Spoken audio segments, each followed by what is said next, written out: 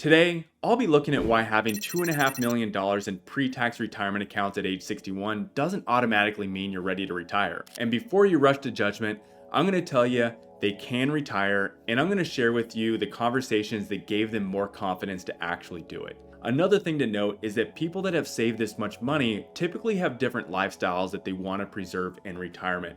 It's part of the reason they work so hard to begin with. They also think about asset preservation a little bit differently as well. And if you're new here, my name is Nathan Lee, a certified financial planner, and I've been helping busy professionals retire with confidence for over a decade. One of the most exciting parts of embracing YouTube this past year is getting to have these exact conversations with people like you, someone who's taken the time to reach out and engage with me. This is exactly why I create these videos, to share insights, answer your questions, and help you build a retirement plan that gives you confidence for your future. And if you're here just to soak up some financial content, that's fantastic. I'd love for you to subscribe to the channel so I can continue sharing valuable insights to help you navigate your financial journey.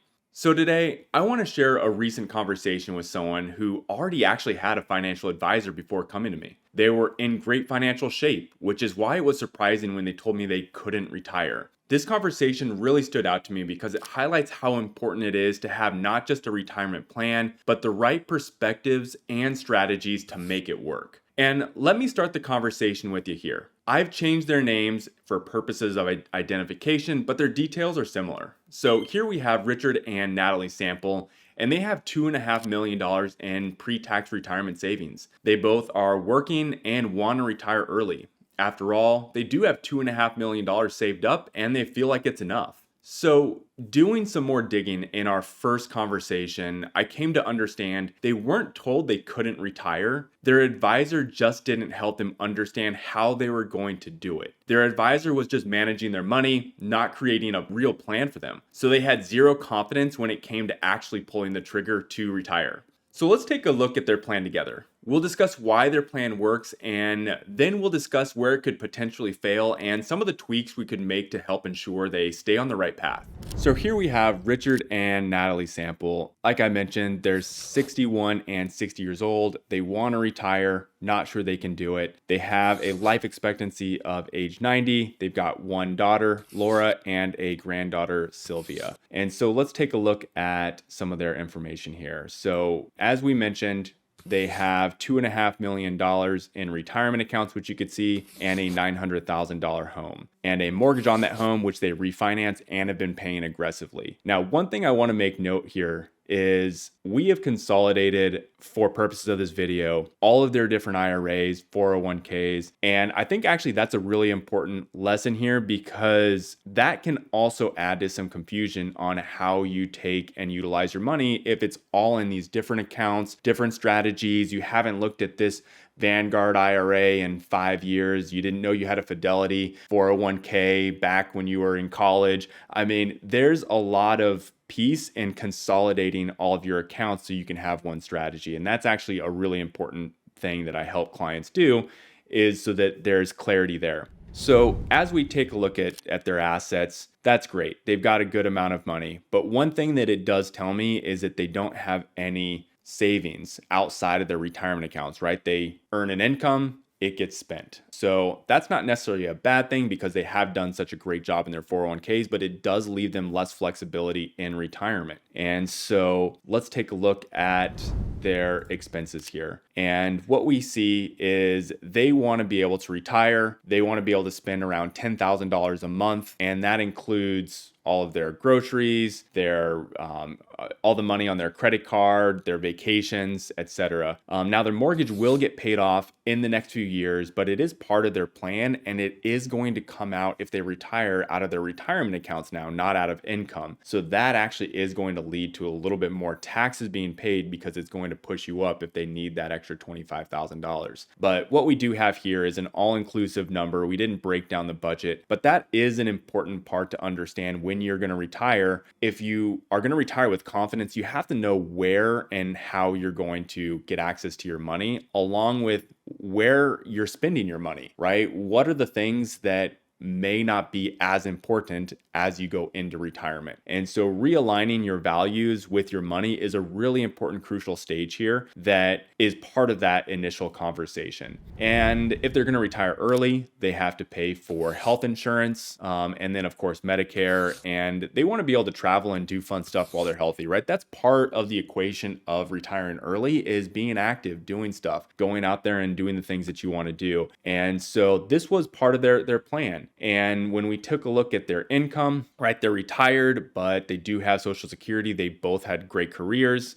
So his is going to be $38,000, hers is going to be $29,000. I do have a separate video on Social Security claiming strategies. If you want to take a look, it's in my homepage that I did a little while back. And so now we're going to put it all into a cash flow summary. We're going to take all of their assets. We're going to take a look at their expenses and needs and what they want to do in retirement. And we're going to see if it works. So here we have a cash flow summary page. It just takes all that information. And what we see here is their income flows, right? $0 until they reach 67, in which Social Security kicks in. And we have total expenses. So total expenses, remember, are all those numbers that we just went over. What is not in that last screen is taxes, because again, this is all pre-tax money. They don't have the flexibility to take from Roth, or they don't have the flexibility to take from a taxable account to pay for a portion of their living. So all the money that they're going to use in their retirement is going to be subject to tax, right? That might be a disadvantage for them, but look, again, they've done a great job of saving $2.5 million. So, there's a little bit of give and take there. So what we see is their total portfolio assets with around $2.5 million. And I also put it into present value, right? So that equates to all that future inflation, future growth, and when you take it out, what it would be like in today's value, because some of these numbers can get pretty big, right? If you're thinking 30, 40 years in the future, sometimes it's a long ways away. So what does it mean in today's value? Sometimes a little bit easier to understand. And so what you'll notice here is that their net cash flow is fine, right? What's happening also is that eventually their house gets paid off, so you don't need to have these bigger expenses. So you'll start to see that happen here when their other expenses come in. So you'll start to see their income come in and expenses decrease. And so that's also going to help their portfolio over time. And so when you see all the way to the end here, you'll notice that they do have plenty of money left over, $897 or $842,000 in today's value, right? So by all accounts, this is a pretty good plan, right? If everything goes according to plan. And of course, this is part of the scenario of why they felt like they couldn't do it, because this all works, but we know life doesn't always happen exactly as we wanted. So let's take a look at this what if scenario here in present value. And we see that we can change some of the living expenses. Now, we talked a little bit earlier about what happens if they, right? So they have been spending a lot of their free cash flow while they're working and just saving their retirement money. So what happens if they really weren't paying attention to their budget in retirement like they said that they wanted to do? And this is kind of where having an accountability partner through time makes sense, because look, if they spent just $1,000 more a month, give or take, now of course this isn't the vacation, so really that's $135,000 versus the $120 that we modeled out. But if they just spent that, which is, that's an expensive car, that's two new cars, that is extra vacation, that's just going out and spending your money on restaurants and traveling and doing stuff, and it doesn't feel like it's that big of a deal. But what you'll see here is it goes from a good plan into a failed plan. At least failed meaning the money lasts until age 87, and then they still have Social Security and they still have their home. So maybe they're actually still doing all right. It's just that the flexibility of now not having extra dollars to do the things that you want could be concerning. So another conversation that we had is what happens if they wanted to help with their granddaughter's college education, right? So at this moment, it doesn't really do much. They can do that if they want, if all else looks good. But the big thing that was really preventing them from pulling that trigger is, look, this is the biggest unknown. We don't know what our health is going to do. We don't know when we're going to pass away. And this does cause a lot of people to think twice about retirement and saving more money where they can, because they see these big expenses.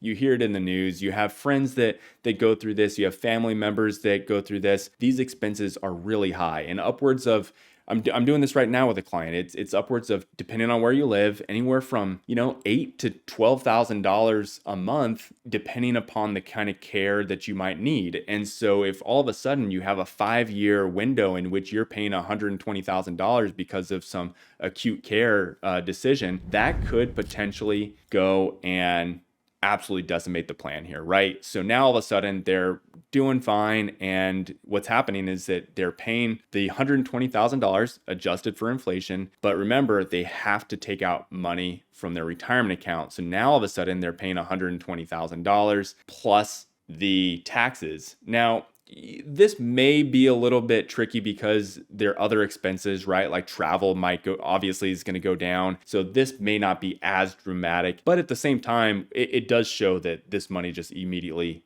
disappears here pretty quickly. So one of the things that I help them understand is, well, look, if this happens, life is different, right? Life just is different from what you had hoped and imagined. So maybe downsizing your house at this moment in time isn't that big of a deal. And what you see here is, right, they had $900,000 in equity in their house. They're going to sell it. They're going to move into a $500,000 house now, and they take out that money and they essentially are able to pay for those expenses. And Natalie is able to continue to live her life if something were to happen to Richard. And so that actually gave them a little bit more peace of mind. The other thing that they could potentially do is, look, they're a long ways away from hopefully having this happen. So they can get long-term care insurance now. There are annuities that will pay a higher benefit if you have something that happens to you. If, for example, Richard is not able to get insurance. So there are some ways in which you can help mitigate and share that risk with an insurance company. Now, of course, in this case, we're self-insuring because they have that ability. So they looked at the option. They said, you know what,